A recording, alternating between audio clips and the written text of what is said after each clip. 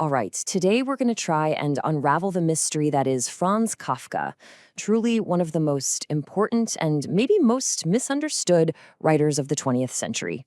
You've probably heard the word Kafkaesque, right? It's thrown around all the time. And it's for those just nightmarish situations. You know the feeling. You're caught in some crazy maze of illogical rules. You're up against this huge, faceless system that makes absolutely no sense. That feeling of being totally stuck in a situation that is just completely absurd with no escape? Yeah, that is Kafkaesque. It's such a powerful word, isn't it? But it really makes you stop and think. How does one guy's name become the definition for this universal feeling of anxiety and just absurdity? Well, to figure that out, we've got to look at the man behind the word. Okay, so let's rewind. We're going to start at the very beginning, in the city that made him who he was, Prague, right at the turn of the 20th century. You know, Kafka was born into a world that was just full of contradictions. Think about it. He was a German-speaking Jew in a mostly Czech city, all within this huge, sprawling Austro-Hungarian empire. So he's already kind of an outsider. His family was middle class, sure, but the vibe at home was tense. His mother, Julie, was quiet, kind of shy. And his father, Hermann? Well, he was the complete opposite. A really overbearing businessman who cast this massive, intimidating shadow over everything. And listen to how Kafka himself described his dad. This isn't just a simple description, it's basically a list of everything he felt he wasn't. He saw his father as this force of nature, a guy with incredible power and worldly dominance, something he felt he could never, ever live up to. And this feeling, it went deep. So deep that he actually poured all of it into this huge 100-plus page letter to his father. The crazy part? He never actually gave it to him. In this letter, he just picked apart their entire relationship, laying out all the fear and guilt that basically defined his life. And that dynamic? That would become a huge, haunting theme in pretty much everything he wrote. So, all of this sets up the main conflict of Kafka's adult life. It was this constant, exhausting tug of war between what the real world demanded of him and what his inner world, his creative world, absolutely needed from him. Get this. My day, he was a pretty good insurance officer. His job was to investigate these awful industrial accidents. His dad called it his broodberuf, which literally means bread job. You know, just the thing you do to pay the bills. But at night, that's when his real life began. He was a writer. And it wasn't a hobby. It was who he was. He even said it himself. I am nothing but literature. And here it is. This is the actual building where he worked. The Workers' Accident Insurance Institute in Prague. I mean, just look at it. You can almost feel the weight of it, right?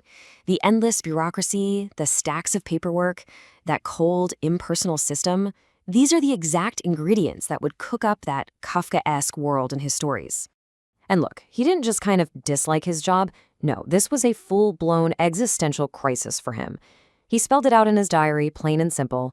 The job was unbearable because it got in the way of the only thing he wanted, the only thing he felt he was, and that was being a writer. So the big question is, right, how does a life like this, a life of quiet desperation with a bossy father and a mind-numbing job, how does that turn into some of the most important literature of the entire modern era? Well, the connections are actually shockingly direct. It's almost like a roadmap.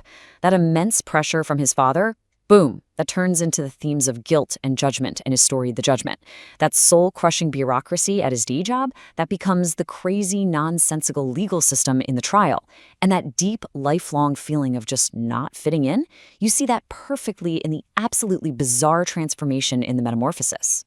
Yeah, in the Metamorphosis, which is probably his most famous story, this poor guy, a traveling salesman named Gregor Samsa, he just wakes up one morning and he's not a person anymore. He's turned into a giant bug. It's such a shocking and unforgettable image, and it's this incredible metaphor for feeling alienated, for hating yourself, and for feeling like you're just a burden to your family.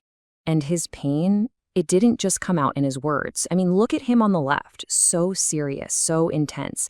But then look at the image on the right. That's a drawing he made. It's this creepy, skeletal figure he called the Thinker. It's like we're getting a direct peek into the turmoil that was going on inside his head. Okay, but this is where Kafka's story takes the most ironic twist of all. I mean, it's a twist that is itself totally Kafkaesque. All of his fame, his legacy as this literary titan, it was the one thing he desperately tried to stop from ever happening. You see, Kafka was absolutely crippled by self-doubt his whole life. So much so that he burned, get this, an estimated 90% of everything he ever wrote. Just threw it in the fire. He was convinced it was all completely worthless. And then, when he was on his deathbed, his final request was crystal clear. He told his best friend, a guy named Max Brod, to take every last thing he had written, diaries, manuscripts, letters, all of it, and burn it, without reading a single word. But Max Brod, he made a decision that would change literary history. He completely ignored his friend's dying wish. So in 1924, Kafka dies, basically unknown. But just 1 year later, Brod starts publishing the very same stuff he was supposed to have destroyed. And then after World War II, the rest of the world finally caught on and realized Kafka was this prophetic voice who had nailed the anxieties of our modern world. And so this is his final resting place. This is a man who died fully believing his life's work would just end up as ash. But instead, because of his friend's ultimate act of, well, was it betrayal or was it loyalty? His words ended up reaching millions and his name became a part of our everyday language. It's the ultimate paradox, isn't it? Which leaves us with just one last question to chew on. Why does a man who wanted nothing more than to be forgotten feel more relevant right now than ever before? Maybe, just maybe, in a world that feels more illogical and overwhelming by the day, it's no surprise we're still reading the work of the guy who saw it all coming.